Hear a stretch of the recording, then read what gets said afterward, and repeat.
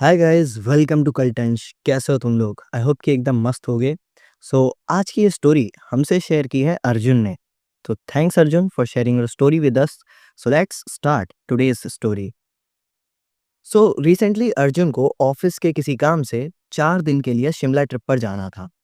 ये बात अर्जुन की वाइफ श्रद्धा को पता चली तो वो भी बहुत एक्साइट हो गई और जिद करने लगी कि उसे भी शिमला जाना है और बहुत टाइम से कहीं घूमने नहीं गए हैं। तो अब अगर शिमला जाना ही है तो साथ में ही जाएंगे और थोड़ा एक्स्ट्रा टाइम लेकर आराम से घूम फिर कर आएंगे। काफ़ी तगड़ी गर्मियों का टाइम भी था, तो ऐसे में अगर शिमला जैसी जगह जाने का मौका मिल रहा है तो कोई भी उस मौके को छोड़ना तो नहीं चाहेगा।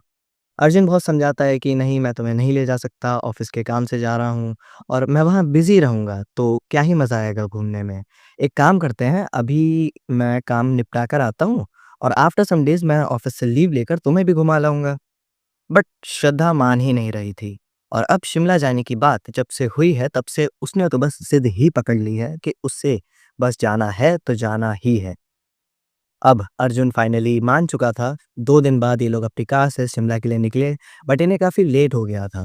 पर 11:30 बजे तक ये लोग निकल ही गए। श्रद्धा को रील्स बनाने का और व्लॉगिंग का बहुत शौक था, तो उसके लिए वो एकदम प्रिपेयर होकर प्रॉपर ट्राइपॉड वगैरह लेकर आई थी और रास्ते में श्रद्धा आराम से खूब सारी रील्स वगैरह बनाती जा रही थी।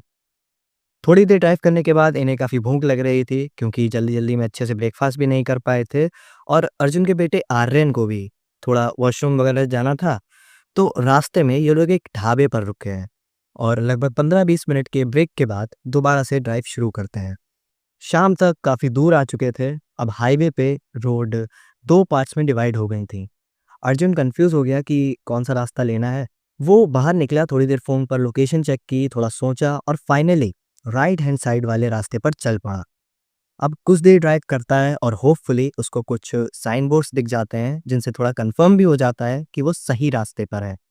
बट इस टाइम रोड पर बहुत ज़्यादा अंधेरा हो रखा है और इस रोड पर अब और भी बहुत कम ही कोई व्हीकल आता-जाता दिख रहा था। मतलब इससे पहले कुछ गाड़ियाँ रेगुलर आ तो रही थी, बट इस रोड पर मुश्किल से 5 से 10 मिनट के बाद कहीं कोई गाड़ी दिख रही है। अच्छा, तो अब यहाँ पर सडनली कार के नीचे कोई शार्प ऑब्जेक्ट लाइक कोई शार्प पत्थर या कुछ आ गया जिससे कार का लेफ्ट टायर पंचर हो गया और गाड़ी ठीक-ठाक स्पीड में थी तो अर्जुन सडनली थोड़ा कंट्रोल भी नहीं कर पाया और रोड के साइड एक पेड़ से जाके कार भिड़ गई। लकीली किसी को चोट नहीं लगी, बट अब वो कार चलने लायक बिल्कुल नहीं बची थी और कार स्टार्ट भी नहीं हो रही थी। होपफुली किसी को बिल्कुल भी चोट नहीं आई, बट अब ये लोग उस सुनसान से रास्ते पर अकेले खड़े हुए थे और इनकी हेल्प करने के लिए आस-पास कोई भी नहीं था। कार से बाहर निकले, थोड़ी देर खड़े होकर वेट किया कि कोई आ जाए जिससे लिफ्ट मिल जाए या हेल्प मिल जाए, पर कोई भी आ ही नहीं रहा था। मुश्किल से कुछ गाड़ियाँ आ रही थीं, बट वो तेज़ स्पीड से निकल जा रही थीं। अब वहाँ खड़े हुए सडनली श्रद्धा की नज़र रोड के साइड में एक साइन बोर्ड पर पड़ती है। एक्चुअली वो एक होटल का साइन बोर्ड था, जो कि वहाँ से कुछ 50 मीटर की डिस्टेंस पर ही था। श्रद्धा अर्जुन को बताती है और अर्जुन अब अपने मैनेजर को कॉल करके बता देता है कि वो लोग यहाँ बीच रास्ते में फंस चुके हैं और पास के होटल में ही जा रहे हैं एंड अगले दिन जैसे ही कार ठीक हो जाएगी तो वो शिमला पहुंच जाएंगे एंड मे बी थोड़ा सा लेट हो सकता है। तो अर्जुन इस बारे में मैनेजर को एक बार इन्फॉर्म कर देता है जिससे कोई प्रॉब्लम ना हो। और ऑलरेडी आधे से ज़्यादा रास्ता ये लोग पार कर चुके थे और अब शिमला ज़्यादा दूर नहीं था। फिलहाल अब ये कार वहीं छोड़कर होटल पहुंचे। वो होटल था तो काफ़ी बड़ा, बट पुराना सा बना हुआ था, लाइक काम चलाने लायक था। होटल के बाहर काफ़ी गंदगी पड़ी हुई थी और बहुत वियर्ड सा ही होटल था। रोड से काफ़ी दूर, थोड़ा अंदर जाके बना हुआ था। बट जो भी हो, एक लास्ट ऑप्शन यही बचा हुआ था, तो कैसे भी मैनेज करना ही था। अंदर जाते टाइम श्रद्धा ने देखा कि होटल के 3rd फ्लोर पर बालकनी में एक आदमी इन लोगों को झाँक कर देख रहा था और जैसे ही श्रद्धा की नज़र उस पर पड़ी, तो वो आदमी झटके से पीछे की तरफ भागा और अंदर जाके छुप गया। बट श्रद्धा ने उसे इग्नोर किया। ये लोग अंदर गए तो देखा होटल में बहुत कम ही लोग हैं, स्टाफ में भी ज़्यादा लोग नहीं हैं और मोस्टली रूम्स भी खाली ही हैं।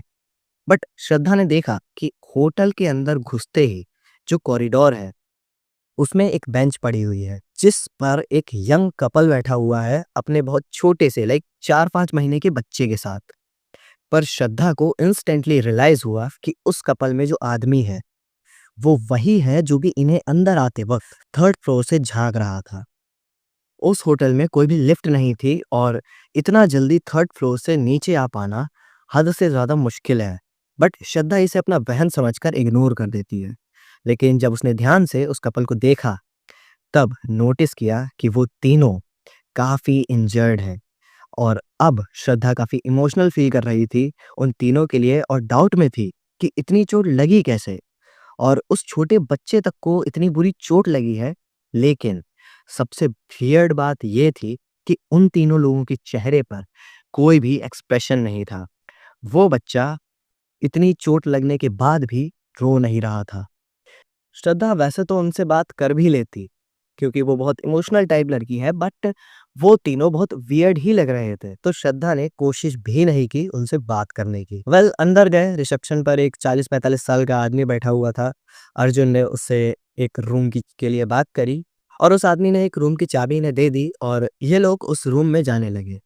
उस होटल में बहुत गंदी स्मेल आ रही थी और श्रद्धा को तो उस स्मेल से बस वॉमिट ही आने लगी थी। बट कैसा तो करके रूम में पहुंचे, थोड़ा फ्रेश हुए, आराम से बैठे और फिर अर्जुन को मैनेजर का एक अर्जेंट कॉल आया।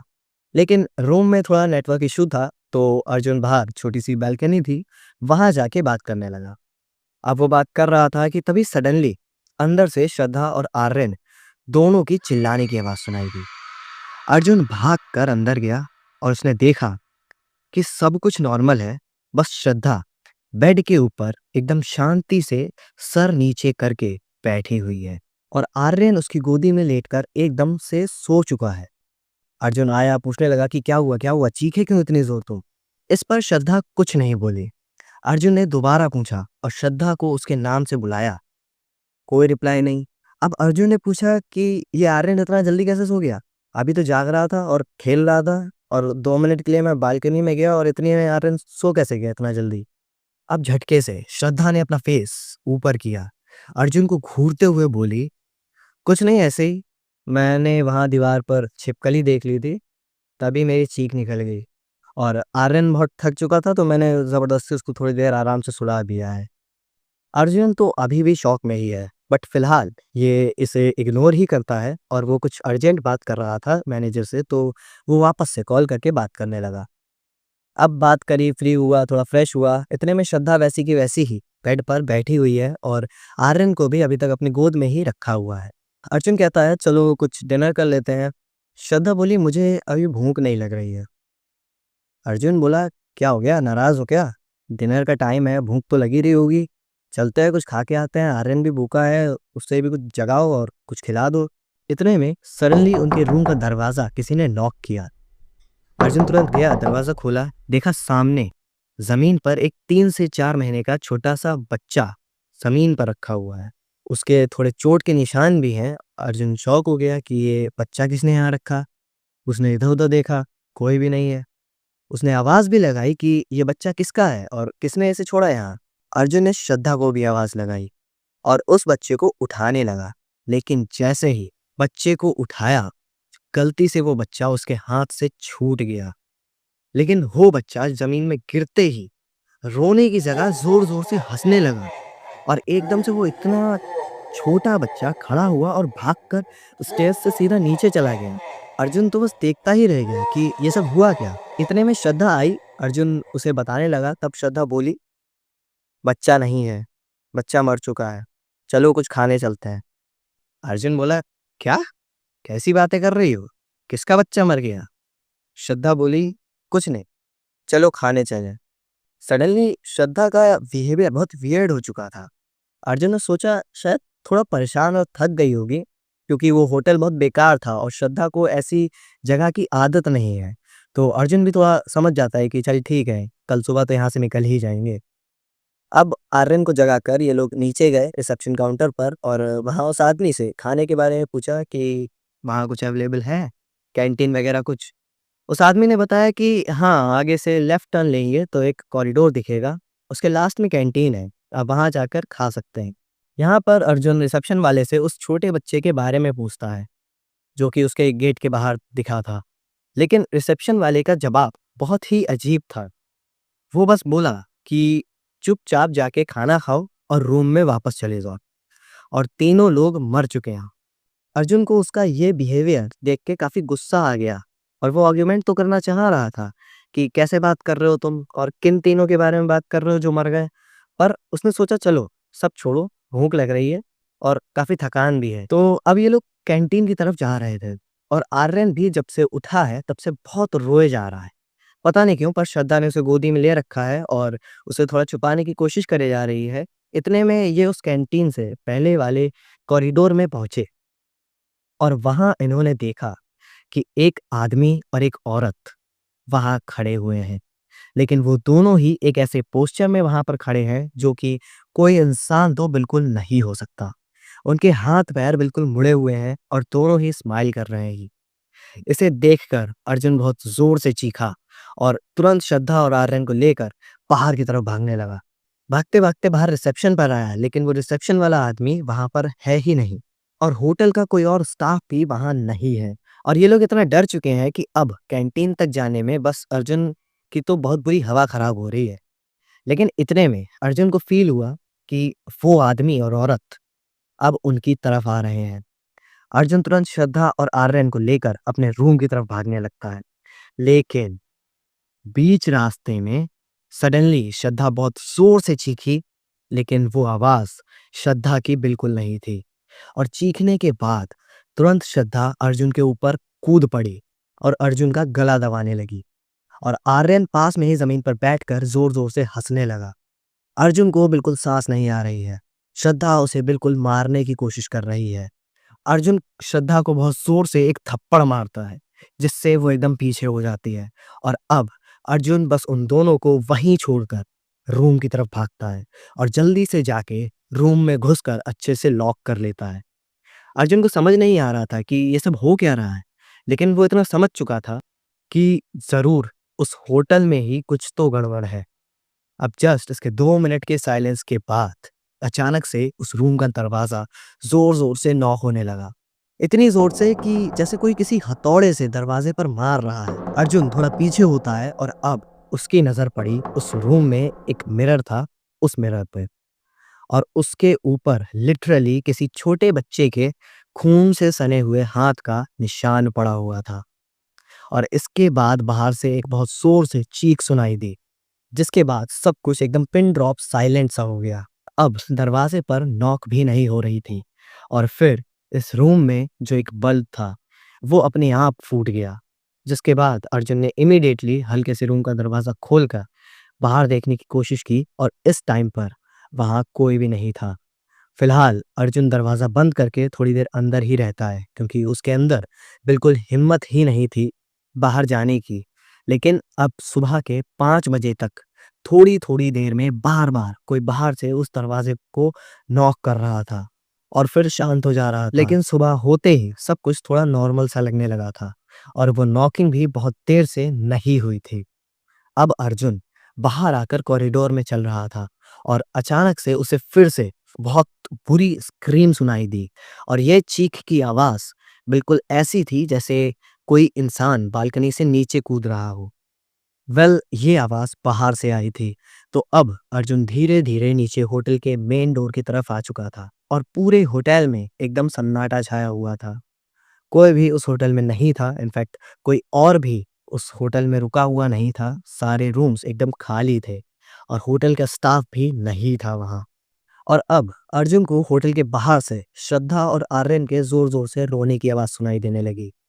अर्जुन जल्दी से उस आवाज़ को फ़ॉलो करते हुए होटल के पीछे पहुंचा, तो देखा कि वो दोनों लोग एक कॉर्नर में नीचे बैठे हुए हैं और रोए जा रहे हैं।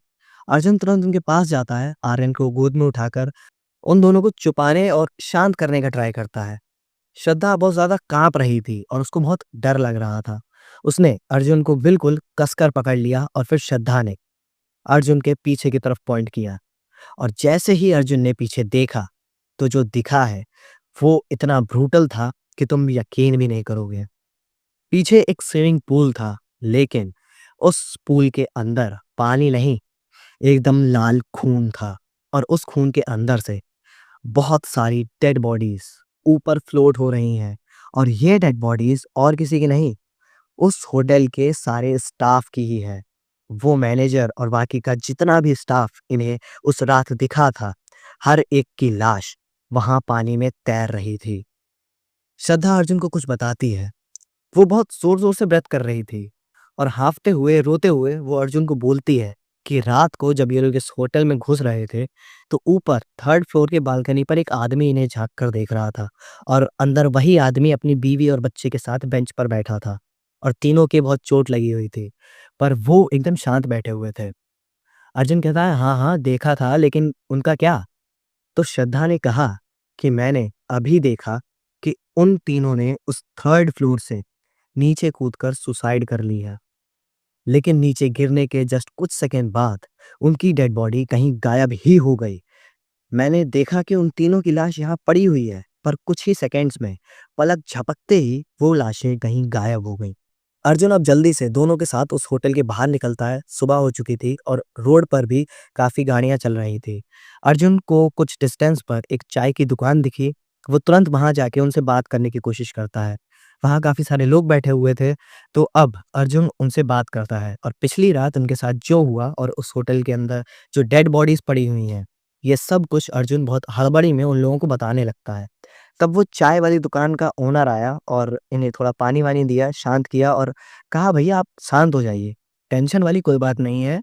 आपने जो कुछ भी देखा है, उस सब के पीछे एक रीज़न है और ऐसा यहाँ आए दिन होता रहता है, कई सारे लोगों के साथ। इसीलिए डरिए मत, शांत हो जाइए।" अब वो चाय वाला इन्हें उस होटल के बारे में बताता है।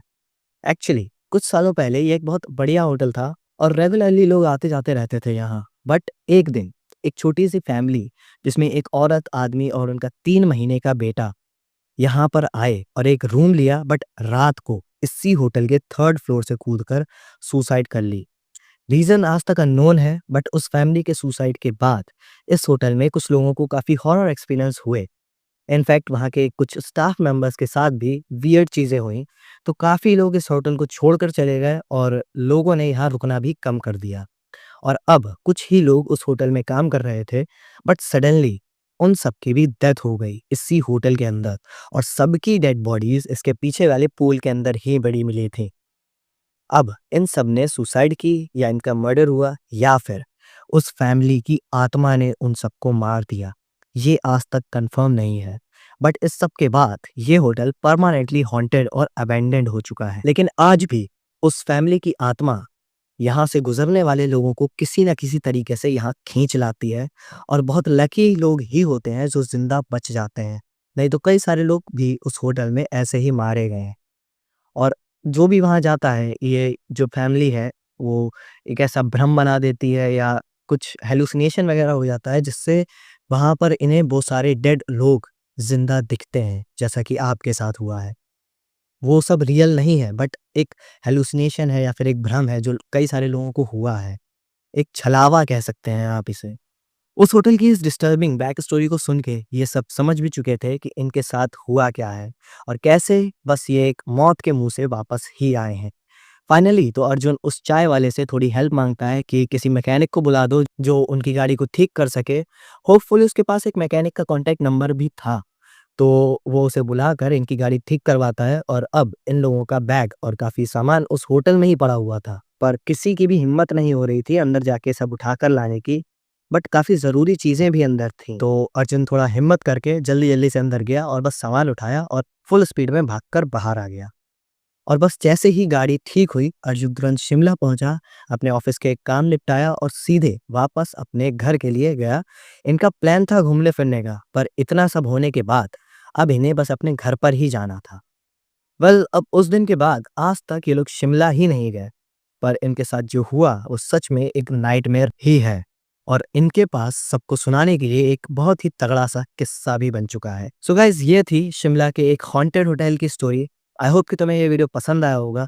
तुम्हारे पास भी कोई स्टोरी है, then share it with me in comments and thanks a lot for watching this video.